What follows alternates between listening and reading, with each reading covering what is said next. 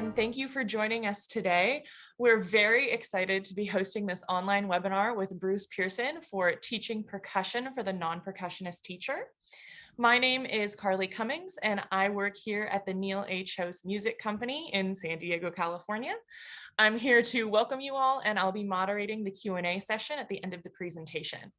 Speaking of the Q&A, I would love it if you guys could post your questions during the performance at the bottom of your screen in the Q&A function of Zoom. It's a little bit easier for me to keep track of questions and if they've been answered or not. You're welcome to put them in the chat, but they might get a little missed. I also hope that you have all requested and received your free packets for this event. For those of you who have emailed us and not received your packet yet, I promise it's in the mail. And for anyone who has not yet requested your packet, but you would like one, feel free to email us at email@kjos.com, and I'll put that in the chat. And let us know your preferred shipping address and that you were at this presentation tonight, and we'll send you a free packet of materials. Kjos is also going to be offering a special discount on select Tradition of Excellence books if you have attended tonight's seminar. The promo code for that will be posted in the chat at the end of the presentation. You can use that code directly at our website in your cart once you have added products, and you'll be receiving 25% off select titles. So that again will be in the chat at the end of the presentation, along with a link to shopping. Every Tradition of Excellence book comes with an individualized access code to our interactive practice studio, otherwise known as IPS. This studio is where we keep all digital aspects of our books, and they give students and teachers multiple ways to internalize the skills that the books provide. During tonight's presentation, Bruce will be utilizing videos directly from our IPS system. So any videos that you see tonight, teaching videos that you might want access to, will come with a book. There is an individualized code on every inner cover. Tradition of Excellence by Bruce Pearson and Ryan Nowlin has been a staple in band programs all over the country because it is one of the most comprehensive and innovative method books available. The music, the dynamic look, the scope and sequence, and the tools for differentiated instruction, the smooth pacing and careful review, and the included interactive practice studio make Tradition of Excellence the fastest growing band method today.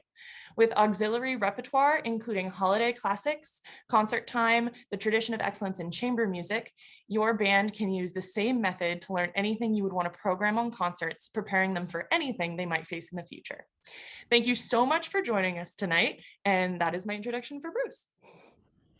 You must be tired after that long-winded introduction, Carly, but thanks to everyone for joining our webinar called Teaching Percussion for the Non-Percussionist Teacher. I'm Bruce Pearson, author of Standard of Excellence and co-author with my dear friend Ryan Nowlin of the Tradition of Excellence Comprehensive Band Method.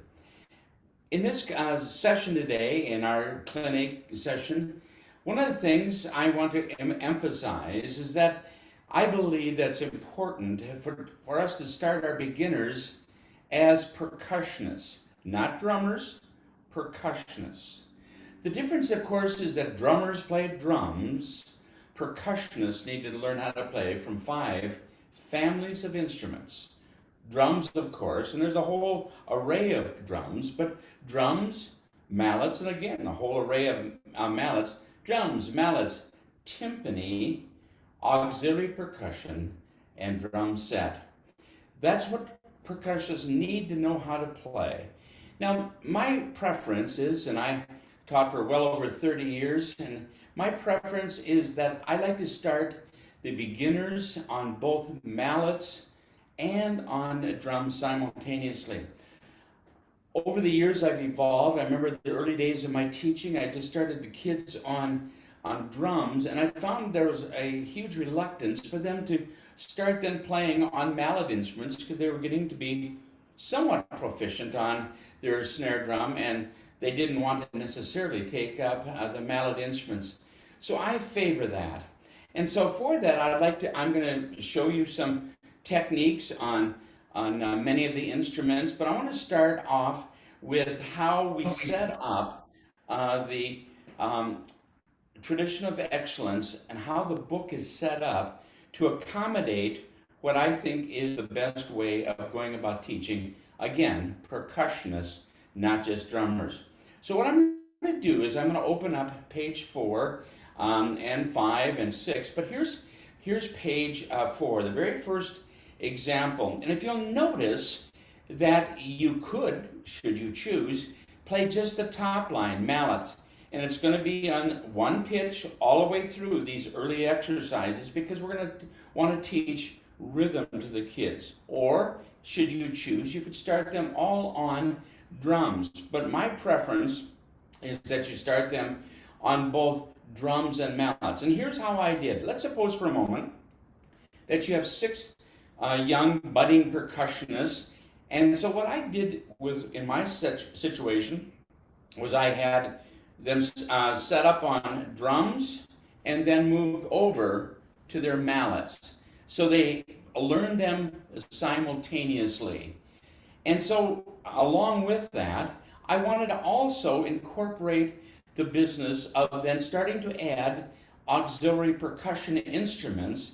So I'm going to ask us to turn to page number, or exercise number 23, just to show that, how on that exercise, now we've got mallets. And by the way, I really think it's critical that mallets be on every exercise because oftentimes that's the instrument that youngsters are most reluctant to play. So as we look at page number, or exercise 23, we're going to see now, we're going to add to that an auxiliary percussion. In this particular case, we're going to add some cymbals. We got bass drum, snare drum, cymbals, and mallets. Then I'd like to show you, sometimes because of that, we have to go to 2 lines. And so for that, I'd like to have us take a look at exercise number 40. And as we take a look at exercise number 40, you're going to see that we now have similar instruments. We got bass drum, snare drum, cymbals, and mallet. And as we look at that, we're going to find that that requires 2 lines of music. But to help with that, I think it's critical that the students are able to track with their eyes which line they're on a little better. And that's the reason the middle line will be shaded whenever there's more than 2 instruments required and we go to 2 lines. Speaking of which, I'd like to have us go take a look at 54. And on exercise 54, we're going to see that here's where it gets a bit more active. We've actually got 2 auxiliary percussion instruments. Snares are off. We have mallets, bass drum, and so on and so forth. Again, it's shaded. Now, I also want to point out one thing. Not only is it critical for us to be able to introduce things to the kids, but you as teachers know too the importance of testing their progress. And so therefore, we're going to provide for you some test lines with that. Well, that as a backdrop, and by doing this, it allows us to then teach all of the instruments simultaneously. And I think you'll find this to be very, very helpful for your students because students want to jump in and play some of these other instruments as well. But let's get started now on the snare drum. And for that, I'm going to do some demonstration. And as we begin, I think one of the very first things we need to consider is what kind of grip are we going to use?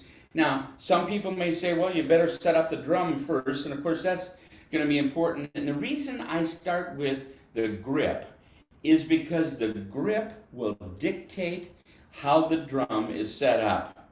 So I ask the students to pick up their drumstick and to visually divide it into thirds. We've got the tip, the shaft, and the butt end of the stick, and we divide it into thirds. And then I ask my students to take a Sharpie or a magic marker, or whatever you may want to call it, and draw a line around the area that's approximately a third of the way from the end of the stick.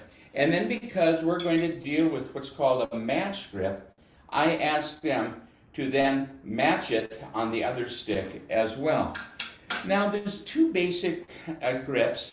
One is called the traditional grip and the other is called the match grip. I strongly urge you to instruct your students using the match grip. The reason for it is this.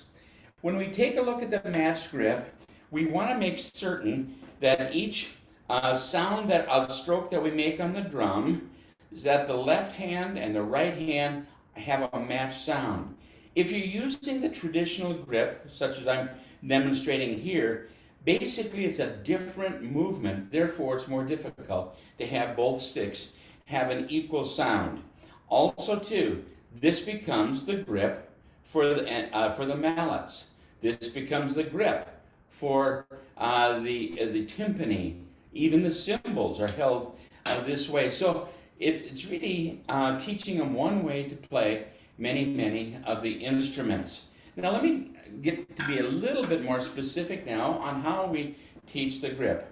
Remember I said we're going to visualize a third of the way in from the butt end, and then I'm going to ask the students to find the first knuckle of their index finger.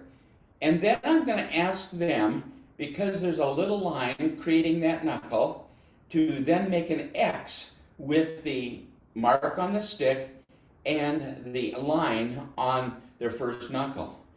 Then I'm going to ask them to put their thumb opposite on that line, and the thumb should go right down the shaft of the stick. The other three fingers, I kind of be using as a guide. Be careful. Some students want to play like this with their hand, other fingers sticking out. Insist that they put them around there to help guide that. And since that is a match grip, I'm going to ask that we do exactly the same with that. Again, lines a third of the way from the butt end, and I'm going to make an X between that line and the first knuckle of my index finger. So this becomes the grip. Now, as I think about the grip, it's important then, because as I said earlier, that the grip will dictate the setup of the drum. And because we're using a matched grip, I suggest that the snare drum be flat. Some people, if you're going to use the traditional grip, would slant the drum one way or the other. But I prefer the matched grip, so I'm going to stand directly in front of the drum. Now, the height of it becomes critical. Again, it should be approximately a few inches below their waist, and have the students stand up in such a way and make sure that the snare throw off is directly in front of them. The reason for that, we get a sound with the snare throw off like, and with the snare on. And so consequently, I want to make sure that the snare throw off is directly in front so the students don't have to search for it, because as you know, many times they have to find this and take the snare off rather rapidly and in a short amount of time. So I always ask the students to put it directly in front of me. Now, as we talk about the position, I want to make sure the students stand with their weight equally on both feet. And I've seen some percussionists play, and they kind of have weight on more on one foot than the other. But that causes the sticks to be an unequal distance for the drum head. Now, as you know, this is called the batter head, and underneath where the snare is located is called the snare head. It's important to locate that, but you'll always find it when you look at the snare throw off, knowing exactly where the snare is located. Now, the other thing that I want to emphasize is this, is that in setting up the drum, that their elbows should be located at roughly a 4 o'clock and 8 o'clock position. So imagine for a while that you got a clock in front of you. One elbow's on 4, and the other elbow is going to be on 8 o'clock. Now, when they do that, it will cause their sticks to be at approximately a right angle, and it'll also make it certain that they're playing with their thumbs down the shaft. Sometimes I see people doing this, but I want to make sure that the elbows are at 4 o'clock and at 8 o'clock. Now, also, too, remember this, that you never strike a drum directly in the center. So you're a little off center, but again, over the snare where they're going to be striking the drum. Now, one of the most important things to do is to make certain that the kids get a good stroke. Now, how do they do that? You know, in some ways, it's a little bit like, I suppose, gently cracking a whip. But what I have found to be most effective is by bringing a basketball into my rehearsal or my teaching environment, and I ask them to bounce the basketball, because that becomes a very similar motion to them making the stroke like this. Now, with that having been said, I'm going to stand with my elbows at 4 o'clock and 8 o'clock. I'm going to lift the stick up maybe either 8 to 12 inches and drop it down. Other hand.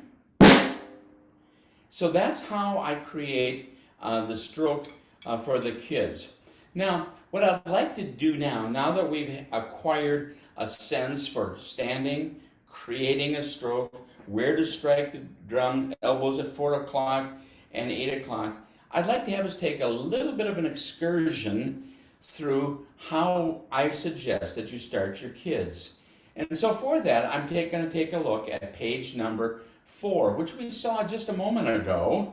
And that's one way you can start the kids in this way, by having either the snare drum or the mallets being played. As we look at page number 5, you're going to see all the way through page 4, page 5, that the rhythm is exactly the same for both mallets and snare drum, because at this point, I'm teaching rhythm. At this point, for both the snare drum and the mallets, I'm teaching rhythm. Now, when we come over here, and I want to move over to page number 6, and on page number 6, we're going to find on page 6 that this is a full band start. Now, for the wind players and for the mallet players, I'm asking them to play a whole note, which gets 4 counts. But it's also been my experience in working with young bands all over that many of them play as if a whole note only gets 3 counts. And here's how I think that they are misinformed on that. So what they'll do oftentimes, while the wind players are playing whole notes, the wind players oftentimes will release on beat number 4. So the snare drummers, who are starting on quarter notes, will play, and at that point in time, the wind players will release on beat number 4, which is only 3 beats. 1 to 2 is 1 beat, 1 to 3 is 2 beats, 1 to 4 is only 3 beats. So what we decided to do is to help the wind players at this particular time, and that what they're going to do is they're going to play right, right, right, right, right. So they're going to release then and play the first note of the second bar. That will tell and that will communicate to your wind players that they're to release on one of the following measure. And I think that's really a rather innovative way to teach your beginners to do that. Now, as we move on, one of the things that I'd like to talk to you briefly about is what's called the sticking system. And there are basically 2 sticking systems. We've put both of them in tradition of excellence and standard of excellence, for that matter. And what it amounts to is this, is that the alternate sticking system is by far the most well-known one. And that, of course, is that with every exercise, they alternate from one hand to another, starting sometimes the right hand, sometimes with the left hand. And I think that that's the simplest way to teach, and it perhaps does a great job of teaching the percussionist to be ambidextrous, and of course that's one of the goals that we're looking at. And so what I'd like to have us do is to take a look at the sticking system, and for that, maybe the best way we can discover it is by taking a look at number 93 in your book. I've got the book in front of me, and I'm going to turn to it myself. I'm going to turn to exercise 93. I'm going to turn back a page or two. And at the bottom of the page, you're going to see a private lesson. On the bottom of, let's refer to them as the bottom of most left-hand page in this book. It's because of its being a double book. It's going to be on the right-hand side. But if you'll notice that number 93A, we're going to go and what's called the right-hand/left-hand lead. And so we'd start out by having the students play the first bar, and then the second bar. Notice, if we were using alternate sticking system, we would actually start with the left hand, wouldn't we? But notice the right hand lead. And the right hand lead becomes very important, especially when we're doing rudiments. Of course, this is setting up for the rudiment to play a 5-stroke roll or an 8th note roll, depending on your terminology. So we play, and then we go with, now because we want them to be left hand lead as well, so it'd be,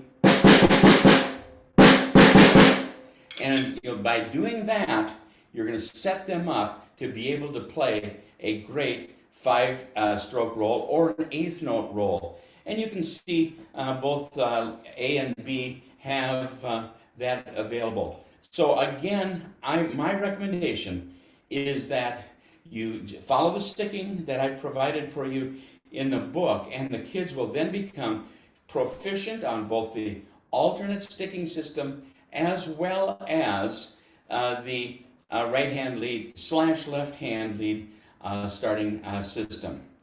Well, what I'd like to have us do now is let's go back to page number 6, and I'd like to have you take a look at the first rudiment that we provide. And it's on the bottom of the page. Now, if you'll notice this, it has a video cam by it. And that means that we have a video played by a professional demonstrating that. And so down at the bottom of the page, we come across the very first rudiment. Now, and keep in mind this, that rudiments are to percussionists what scales are to wind players. It's really important that your percussionists master all the rudiments, and through Tradition of Excellence books 1, 2, and 3, all 40 of the rudiments are presented in an effective way. Now, if you take a look at this exercise, exercise number 6, we have what's called, the very first rudiment is called a paradiddle. It gets its name because it sort of sounds that way, paradiddle. So it is either right, left, or left, right, left. And usually, and oftentimes, there's an accent put on the first one. Not always, but oftentimes there's an accent being put on that. Now, I'd like to have us take a look at page number 10 and show you another rudiment that is critical for the students to play. And on page number 10, exercise number 35, if you take a look at the top of the page, you're going to see an illustration of how a flam should be played. And of course, that is the second rudiment that we teach the kids. Now, a flam is to percussionists what a grace note is to wind players.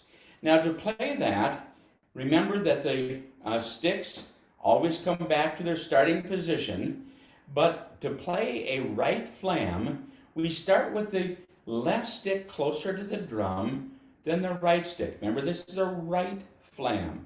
So it gets its name because it sounds like this, flam, flam. So it'd be bringing them both down at the same time, but because the left stick is closer to the drum, you're going to get a grace note. And the converse is true. To play a left flam, the right stick is closest to the drum and bringing it down like this. Now, as I mentioned this, both A and B, and maybe Carly, we can move to exercise 35. And on exercise 35, you're going to see that first of all, we're going to have, well, 4 of them because of the repeat, a right flam, and then on B, it's going to be a left flam. Now, here's the other point I want to make about flams. Flams, when played successively, one right after the other, should always be played with alternating. Watch. So it'll be left, right, and so on and so forth. And the idea would be that there's, and I use this when I'm teaching percussion all the time, I like to use the word economy of motion, because what you're always trying to do is have less movement so that we can accomplish more. So let's take a look now at page number 10, and we saw that one, and let's take a look at a professional playing this on our IPS, Interactive Practice Studio. So to achieve that, we'll simply have them click on the video cam that's demonstrated, and then we'll see a professional play it for us.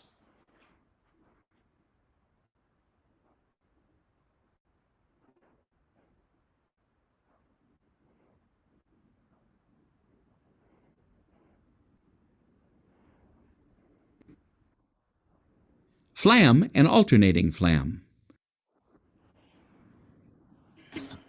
In this video lesson, you will learn how to play the rudiment known as the flam. A flam is a combination of a quiet grace note and a louder primary note. The primary note is played in rhythm with the grace note slightly preceding it. It is important to develop the proper motions used in playing flams. Both sticks should be set in motion at the same time, with the primary note stick beginning the motion higher off the head than the grace note stick. This results in the primary note naturally striking the head slightly later and louder than the grace note. If done correctly, the characteristic flam sound is created. The grace note should be softer and slightly before the primary note.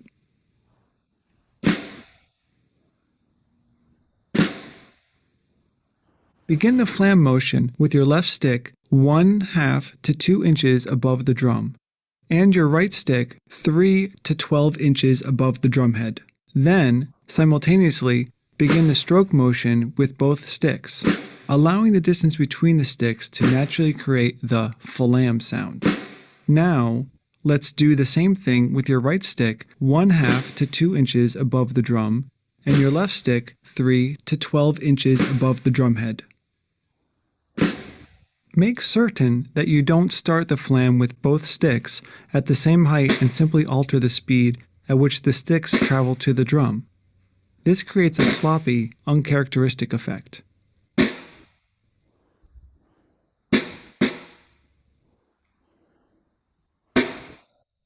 Flams are designated by the hand that plays the primary note. Therefore, in a right-hand flam, the left hand plays the grace note and the right hand plays the primary note. In a left flam, the right hand plays the grace note and the left hand plays the primary note. Flams are often alternated. Notice in the music how the first flam starts with the grace note played by the left hand and the primary note is played by the right hand, making it a right-hand flam. The next flam is a left flam with the grace note played by the right hand and the primary note played by the left hand. When playing alternating flams, be sure that the stick playing the grace note moves to a higher position after striking the head. Conversely, the stick playing the primary note should remain close to the head afterwards, ready to play the grace note of the next flam. This back and forth motion is the key to great flams. You can also think of flams as a combination of upstrokes and downstrokes, with the upstrokes creating the grace notes and the downstrokes creating the primary notes. When practicing flams, gradually increase the speed as you become more proficient. Okay, I think that that's probably enough, Carly. We've seen enough, and that was really, really good.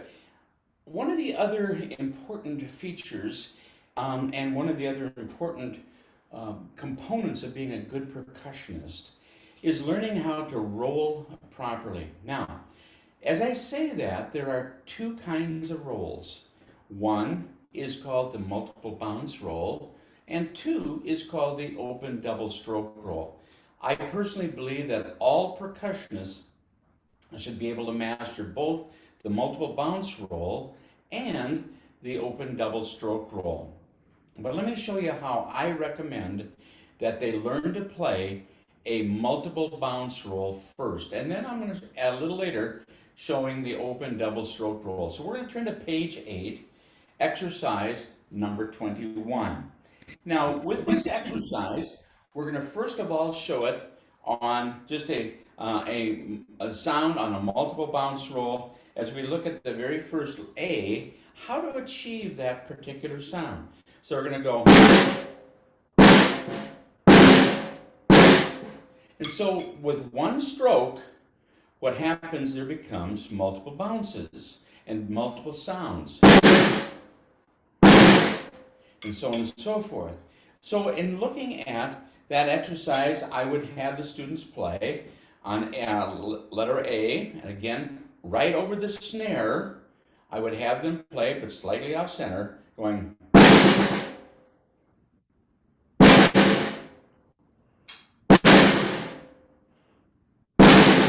So on and so forth. Now we start with that just because we want to make sure that the students are getting a good multiple bounce without it thinking too much rhythmically at that point in time. But then we're going to now take a look at adding it to quarter notes. So it'll be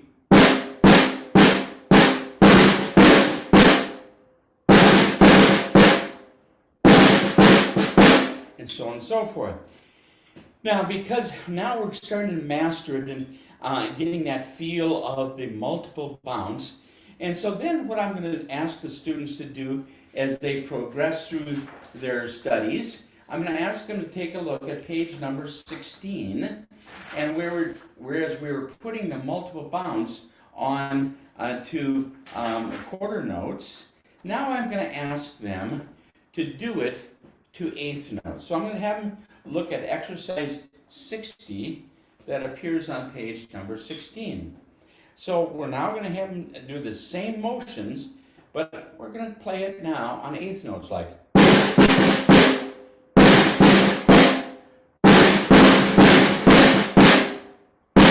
And so on and so forth. So the idea is now we're now preparing them to play a roll. Now keep in mind, we are not teaching them rolls yet, but we're preparing them for them.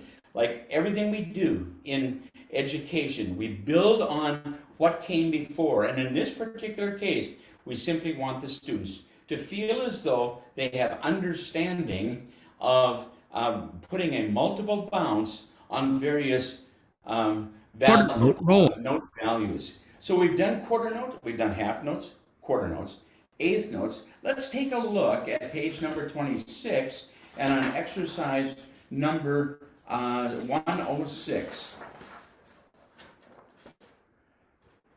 So in this particular case, oops, I'm not there quite yet. Here we are. So I'm going to have the students, again, everything is set up prior to that. And so I'm going to simply have the students play.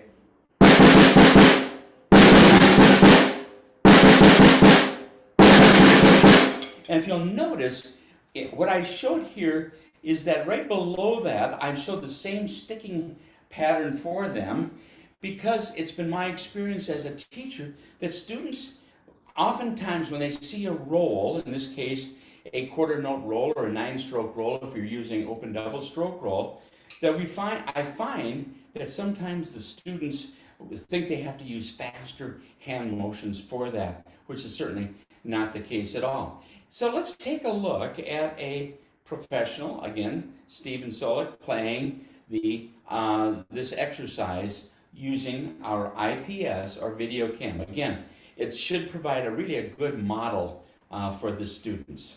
So 106, and we're going to show the IPS. Quarter note roll.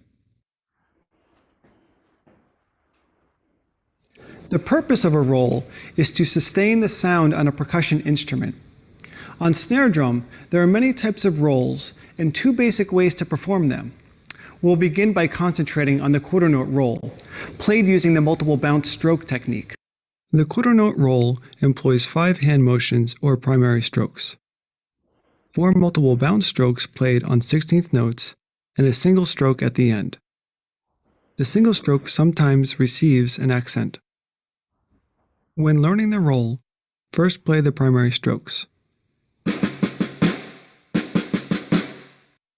Then, add the multiple bounces to create the sustained roll sound. The roll can begin with either the right or left hand. The key to learning a good multiple bounce roll is to practice slowly. In music, the quarter note roll is typically notated as a quarter note with 3 slashes through the stem tied to a final stroke, often with an accent. Now, listen to me perform the music on the screen as you follow along.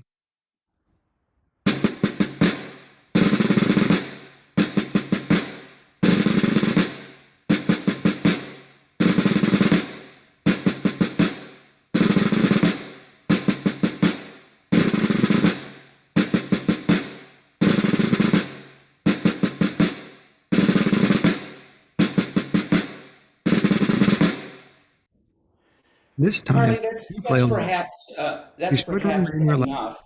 But I think it's worth reading. Be sure to remain relaxed as you play, because I think that's critical to it. Earlier on, and we talked about the purpose of a roll is to sustain a note. And so it's important also to realize there's 2 kinds of rolls, a multiple bounce, which we've been spending a considerable amount of time on, but also too, I think it's important for the students to recognize an open double stroke roll and how that's played. So for that, we're going to turn in our books to page 39, which is one of the, should we call them, the extra exercises, preparatory exercises, basic, advanced, and mastery, which helps with differentiation and to extend the lesson. So let's turn to page number 39, exercise number 5, and let's watch the same exercise played with an open double stroke roll, and pay particular attention to the difference in sound. 9-stroke roll. Knowing how to play open double strokes allows you to perform several new rudiments. Let's begin with the rudiment known as the 9-stroke roll. The 9-stroke roll uses the same 5 primary strokes as the quarter note roll, except instead of using multiple bounce strokes, you use open double strokes. This produces a total of 9 distinct strokes. 2, 4, 6, 8, 9. Giving the rudiment its name of 9-stroke roll. The single stroke at the end often receives an accent. As with the quarter note roll, in music, a 9-stroke roll is typically notated as a quarter note with 3 slashes through the stem tied to a final stroke. Let's try a basic 9-stroke roll exercise. Listen and watch as I perform the music on the screen. The pressure on the stick at the fulcrum, in combination with gravity and the use of your fingers to pull the stick towards your palm, produces the second note. Be sure to remain relaxed as you play. This time, you play along. Remember, each open double stroke requires only a single downward wrist motion. 1, 2, ready, play.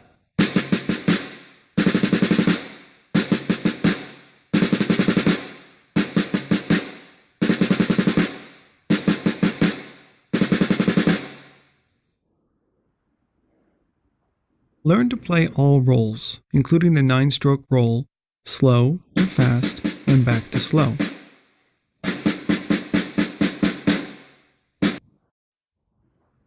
And so I think that that's enough for us to see right for now. A point that I would like to make here is that notice how both a 9-stroke and a quarter note roll look identical on the page. I'm often asked, how do you discern what type of roll, open double stroke or multiple bounce roll, which type of roll to use? I think as a general rule, I typically teach my students to play a multiple bounce roll, because if I want to have no breaks and a steady sound, I'm going to have them play the multiple bounce roll. Whereas if they are playing something that is more, should we say, rudimental and more, should we say, march-like, I'll oftentimes ask them to play an open double stroke roll for their playing and execution of that particular roll. That's one of the rolls that we teach. We teach the 9-stroke roll and the 8th note roll on the beat and off the beat, and also a 17-stroke roll in the first book. Well, as you can see, I've put my drum aside and I've picked up a mallet percussion instrument. And so for that, I'd like to talk a little bit about the grip. Now, as I alluded to earlier, the grip is easy to create because, I'll set this one down, you think of dividing the mallet into 3 equal parts, and then the part closest to the butt end, I'm going to grasp it and grip it just like I did on the snare drum. And the same thing would be true this way. As far as the setup is concerned, the mallet instrument should be approximately just a little bit below their waist. And of course, with the larger keys to the left and the smaller keys to the right, low pitch to high pitch. And then I think it's important for us, and you can see this actually by going to our page 4 in our book, and you can see that it, I think, provides a pretty good illustration of the way we set up. And again, we're going to need to go back to page number 4, Carly.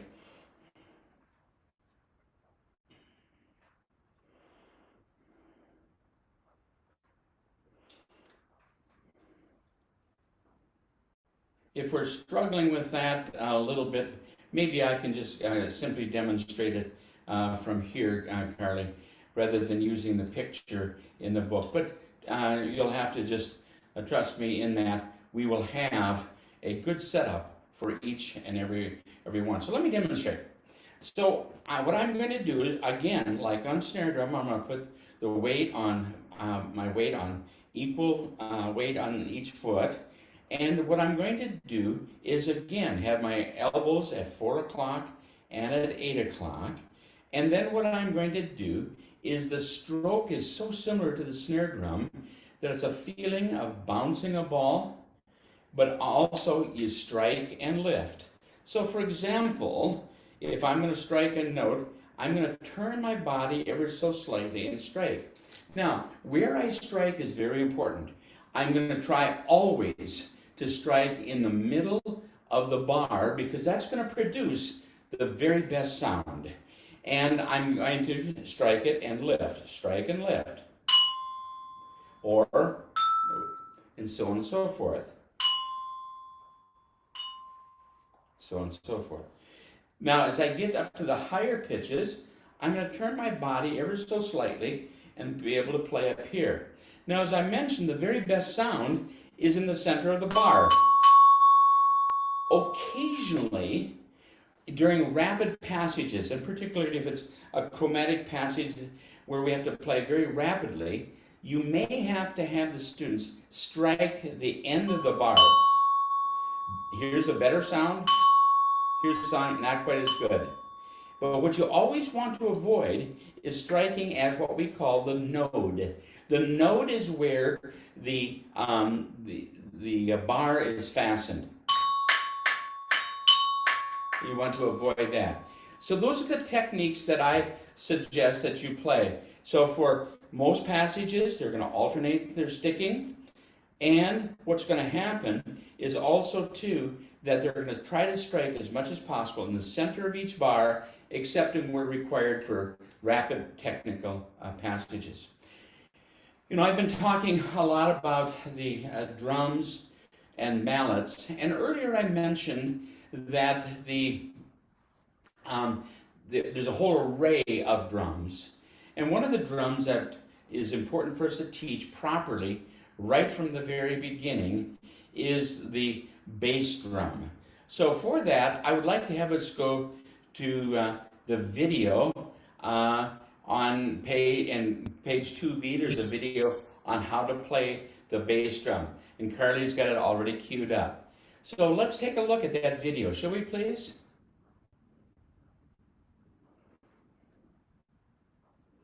Playing the concert bass drum. Hi, my name is Bonnie Whiting Smith. I started playing percussion in my school's 6th grade band.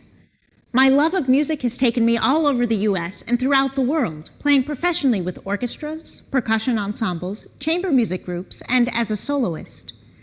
I have been teaching percussion for 14 years. I'm going to get you started playing a wide variety of percussion instruments, beginning with the concert bass drum. There are various ways to play a concert bass drum. In this video lesson, I'll show you a few of the many techniques you can use. First, lock the stand wheels.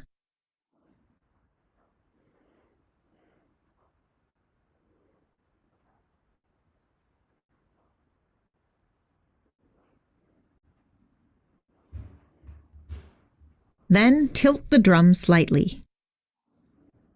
Choose a felt-covered bass drum mallet that has a heavy, weighted feel at the playing end. Grip the mallet between the first joint of your index finger and the pad of your thumb as when holding a snare drum stick. Use your other fingers to control the mallet. Stand behind and just slightly to the right of the drum, and strike the batter head just off-center, creating a deep, dark, open sound. Use a direct forearm wrist motion to create the stroke, then immediately pull the mallet off the head. Remain relaxed. Avoid glancing or circular motions.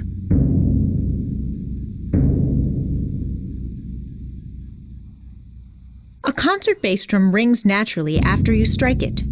You may either allow it to sustain, or if the music calls for a drier sound or sharper notes, you may dampen the head with your fingers or a towel to stop the ringing.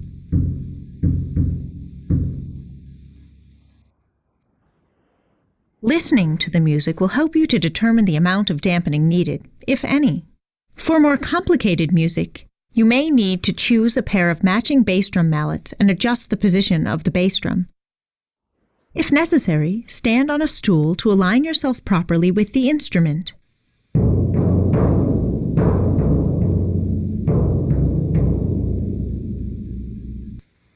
The concert bass drum is a dramatically powerful musical instrument.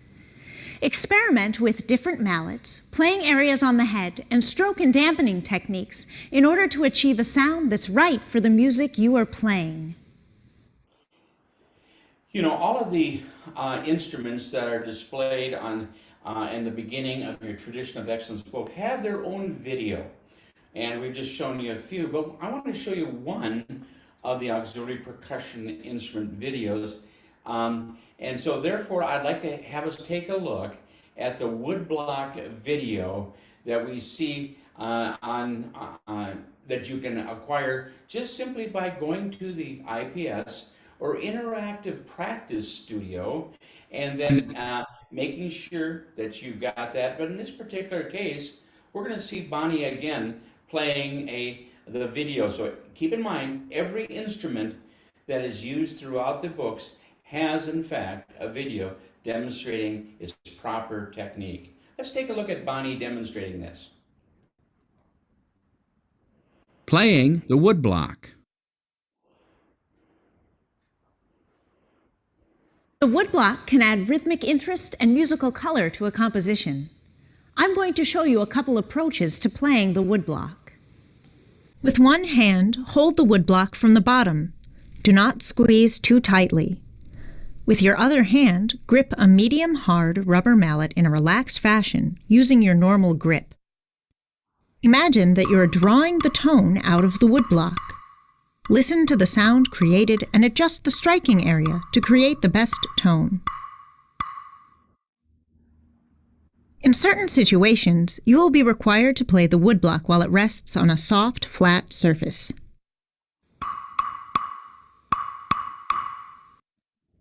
For playing more complicated music, you may need to use a matching mallet or stick in each hand. Experiment with how you play the woodblock. Listening closely to the sound you create will help you to discover a variety of musical effects. You'll find that the size of a woodblock, the materials used for its construction, the type of stick or mallet you choose, and how and where you strike it will give you many options. Maybe that's enough at this point in time, Carly, and I'm conscious of the time too. What I'd like to do is just remind you again that there's 5 families of instruments: drums, mallets, timpani, auxiliary percussion, and drum set. Now, to get instruction on the timpani, we have created what is called a timpani mini method. The timpani mini method, which we're just going to show you briefly here, is that you can download it either from the score or the student book, and therefore you can introduce your timpani to your students at any time that they that you think is important. Now that's critical because at times the rest of the students are moving along nicely. You don't want to necessarily have to go back and try to get them caught up and all of that. So the timpani mini method is a very, very important tool. And again, free of charge, just download it. And also too, keep in mind that we have a drum set mini method. And on the drum set mini method, what we're going to do is actually give them great instruction on how to develop independence in either hand. My personal preference is that the drum set should be introduced in probably their second year of playing. Now, that having been said, second year of playing, I just want to bring your attention to something that might be difficult to see just by looking at the book. And that is that having taught many years, I recognize that there are some students who fly through a book, some students are kind of right on target, and some students who are lagging behind. And yet when we start that second year, we want to start them all in the same book. So we've created a way so that when a student finishes book number 1, page 22, they can then jump immediately to book 2, page 2. And the reason, and everything is reintroduced, that which was after page 22 in book 1, it's going to be reintroduced using different repertoire in book 2. And the same thing pertains to the transition between books 2 and 3. Well, I want to thank all of you, but before I go, again, thanks for attending our webinar. I hope you found it to be useful and helpful in your teaching, but I would like to attempt to answer any questions that you may have. So, Carly, do we have any questions? All right. Hi, everybody. Thank you so much, Bruce. This has been such a wonderful presentation. I do want to say that if anybody wants to utilize our discount code, I am putting it in the chat right now, along with a link to shopping on our website. Again, that'll be 25% off specific Tradition of Excellence products with this discount code. And if you have any questions, you can email us at email@kjos.com. But does anybody have any questions for Bruce now during the presentation? We are happy to take any questions. I currently don't have any for you, Bruce, but I'm happy to take any if anybody has them. We did have one question about access to IPS, and as teachers, you will have access to the IPS videos through the conductor score. So it's not just for students as well. You can see the videos through a conductor score. You would have your own IPS for that. So that's one answer. Does anybody sometimes, Carly, teachers ask me, what do you recommend as sticks to use for the students at the beginning? And I think that there's a misunderstanding. Lots of times they will think that with small hands they should use small sticks. I think the contrary is true.